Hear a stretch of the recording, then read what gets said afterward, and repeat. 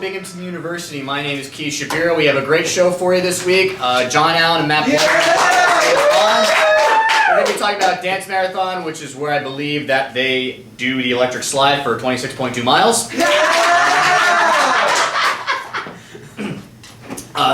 In regards to our first episode, I just want to thank everyone who watched it and said all those nice things that you did. That meant a lot to us. Thank you very much. So our top story, sexual assault. About 3 weeks ago, the numbers of forcible sexual assaults across each SUNY campus were released. Now, at a school like this, where we're known for partying, it's important to remember that it's a lot more likely to happen here, which is why the school with the most sexual assaults over the last 4 years has been Stony Brook. Or these kids molesting each other on the Port Jefferson branch of the Long Island Railroad? You don't have to be a student to get deal on one of those things, okay?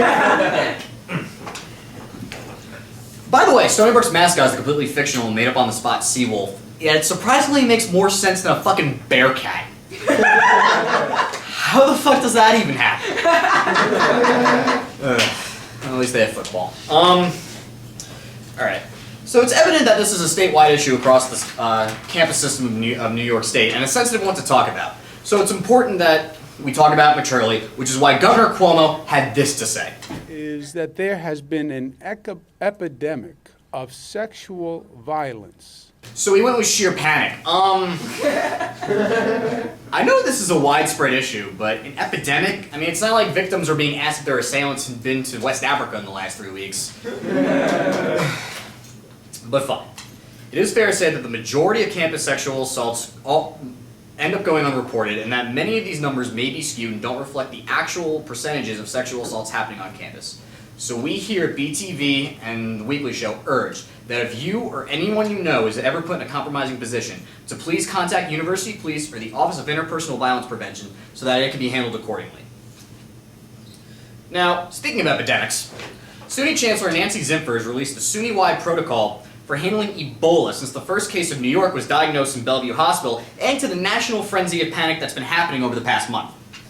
As part of the protocol, Chancellor Zimpher announced that students in SUNY will not be allowed to travel to Sierra Leone, Guinea, and Liberia.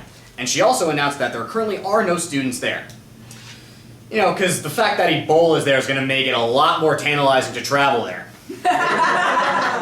That's like telling a diabetic who doesn't like chocolate that they're not allowed to have Hershey's bars anymore. Governor Cuomo has also designated SUNY Upstate Medical Center and Stony Brook University hospitals as response centers in case Ebola ends up spreading outside New York City. But don't worry, Stony Brook. If you can survive the Port Jefferson branch of the Long Island Railroad, we think you can survive Ebola. By the way, I don't know why we're being so mean to the Long Island Railroad. I guess if they didn't determine that running 10 minutes late into Penn Station was on time, we'd be a little bit nicer to them. But we do think we're starting to see a connection here. For more on this, we turn to our senior epidemic correspondent, Lindsay Petrosky. Lindsay! Hi, Keith. I'm standing outside Stony Brook University Hospital, and here's what the Ebola ward looks like. Wow, Lindsay, that's a lot of full beds. Has Ebola really spread that fast to Stony Brook? Ebola? Please, Keith, don't be stupid. Ebola isn't going to make it past Brooklyn. Then who's taking up all those beds? These are all the students from Stony Brook University that are accused of sexual assault. Really? They're holding them in the hospital? I mean, I guess it makes sense since they have all the room. Why are so many of them in bed? We had to have them sedated so they wouldn't rape each other. We have an epidemic on our hands here. How'd you manage to pull that off? It was actually really simple. We just gave them cups of beer with roofies in them. And they fell for that? I feel like it's really hard to get someone to fall for their own trick. It's simple, Keith. We just told them they couldn't have any. It turns out rapists are real assholes when it comes to hearing the word no. I guess so. Thank you very much, Lindsay. Lindsay Petrosky, everybody. We'll be right back. Come on, man. This will really help our club out. And you get a discounted community for a year. Weren't you going to get one anyway? I don't know, dude. I'm not even sure what a community even is. Is $20 really worth it? This guy. Is it worth it?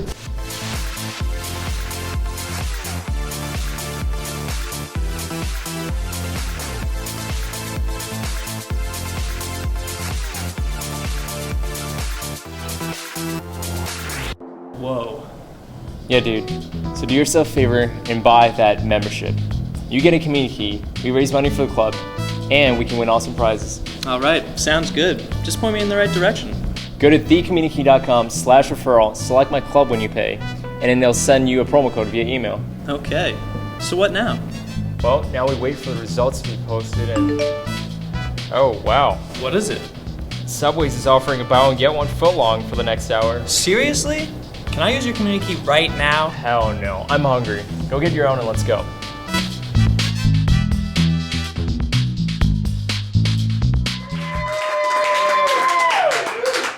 Welcome back to the show. Now, last time we spoke, we discussed some of the implications of the Office of Residential Life moving up the deadline from next semester to now. They've also been starting to put up propaganda signs, including this one, where they list all the residential communities and cross off campus as it's not even an option. However, some disturbing news of widespread assaults downtown has sort of muddied the water in the discussion. For more on this, we turn to our senior housing analyst, AJ Goldstein. AJ! Yeah! Alright, so AJ, what's going on? So do you still plan on living downtown next semester or next year? Hell no, Keith. I'm scared shitless, and no amount of Sodexo stir fry can shake this guy loose. I mean, really, they just had the downtown housing expo, and a lot of the apartment communities and landlords have been ensuring the safety of a lot of the residents. Oh yeah, because there's nobody I trust more than Binghamton landlords, Keith. These are the guys that will charge you to fix things that were broken years before you move into the crappy houses downtown. Besides, how can they guarantee my safety when I go out to downtown? As a student, I'm a walking target, especially when I wear my sexy Binghamton Pride shirts that cost me $60,000. You have shirts that cost you more than tuition? Oh yeah, big time. These are like made out of bear cats. I mean, with the number of sexual assaults, most of them are actually geared toward full-time residents downtown. And either way, I mean, isn't that part of being an adult, is living in a bad neighborhood and being able to manage that and be able to defend yourself and make sure nothing happens to you? Fuck that shit, Keith. I want to be a baby for as long as I can. I love being coddled by this school.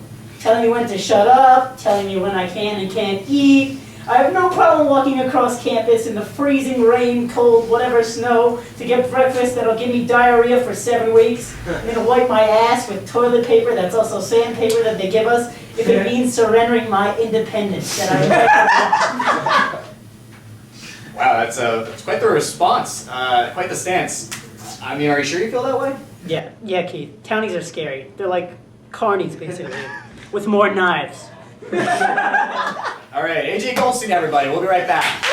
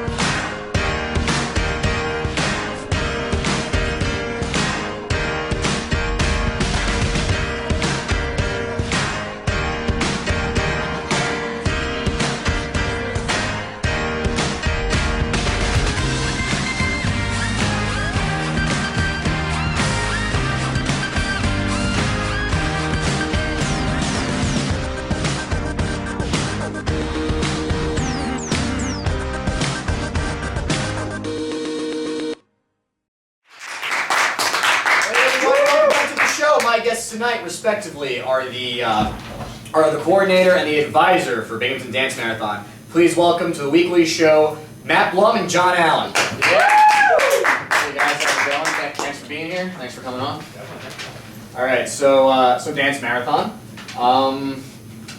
So what made you guys decide to rip off Penn State in order to do to donate to charity? Why Dance Marathon? Well, to be honest, I have seen the Penn State-thon people canning around the neighborhood, and can't say that's one of my more favorite things, to see other students from other universities trying to, take some money from our community to put towards their hospital, and I'd rather use the money from our community to support a hospital that will support kids here instead of there in central Pennsylvania. So you're the director, John, of the advisor, yeah. the advisor. I was gonna say you're the director of the Interfraternity Council here. Also the advisor for the Interfraternity. Right, and you guys, and this is through Greek Life? Yeah, so it's a event that's sponsored through Greek Life, though it's supposed to be for the entire community. Anyone who wants to participate is more than welcome to. I mean, it's all raising money for sick kids, so the more people we can get to donate to sick kids, the better. It's a national program too. It goes around all the cooking. It started with Thon and kind of developed into a Children's Miracle Network thing. Thon doesn't work directly with Children's Miracle Network, but a lot of the big ones like Huskathon at UConn and the different ones at Illinois and Iowa, those all go towards. I mean, it's a great idea. I mean, I like the fact that you're using Greek Life because I know Greek organizations, it's not really widely known unless you're in one that philanthropy is a huge deal. By the way, are you in a fraternity, Matt? On the correct day, we'll see. Okay. I guess just tell us more about the about Dance Marathon, what you guys plan on doing. When is it, by the way? It's November 15th, I believe, right? November 15th from 5 p.m. till 3 a.m. the next day. So it's going to be 10 hours of dancing, jumping up and down on inflatables, but mostly just 10 hours. standing. Dude, I can't even watch 10 hours of TV. Like, how the hell do you dance for 10 hours? And why not 26.2? At least, like, integrate the marathon part of it, like, So the marathon piece comes from the original Thon, where they were actually dancing for the entire time. Right. Though, as far as the what can you do for 10 hours, we're actually coordinating with Late Night this year. So it's happening in the Tillman lobby, or it's happening in Mandela Room and Old Union Hall. And Late Night will be going on in Tillman lobby. There will be a lot of activities there. We'll also have our own stuff inside, like Matt said, the inflatables. And a variety of different things such as yard games, and there's going to be a lot of food and different prizes and things like that. But again, Late Night will be doing a bunch of stuff that everyone who's involved in Dance Marathon is more than welcome to participate in too. Okay, I know there's prizes and stuff that you'll be giving out for the highest donation. I think there should also be a prize for anyone who's able to do the worm for all 10 hours straight. Because I think that would be the most impressive part. If someone just for, I know I can't do it. Like, I've tried, I just end up just on the ground in the fetal position crying. Like, generally just how most of my nights go, all dancing. I mean, if you can find someone who can do the worm for 10 hours, they can shave my head. That can be their grand prize. Can we make that a prize? If you can do the worm for 10 hours straight, you get to shave John Allen's head. You're on camera. There's no way we're gonna edit that part out.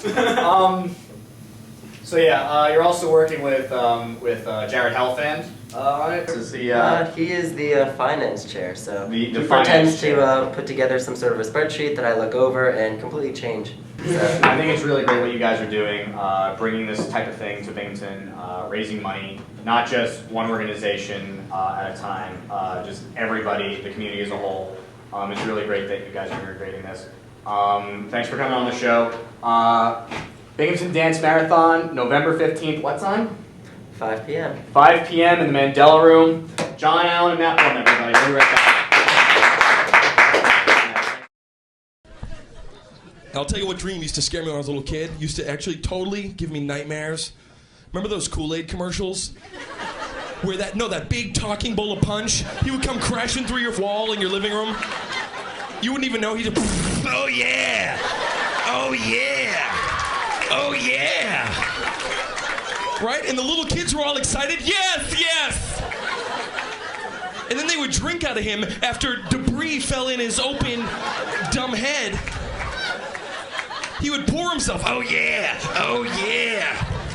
Him and his crazy tights. I don't like that. I don't like where Juice wears tights. It's a horrible combination, a bowl of Juice wearing tights. Drinking out of him. If that was me, I'd be like, no, you fix that wall before my dad gets home from work.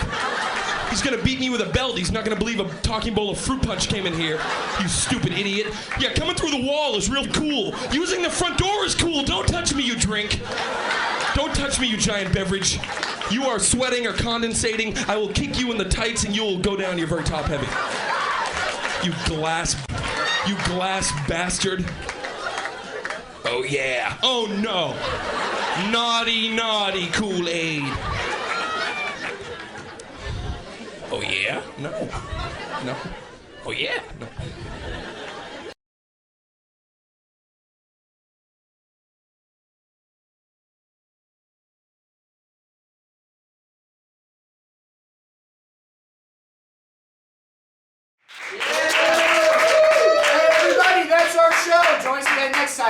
is your Binghamton moment of zen.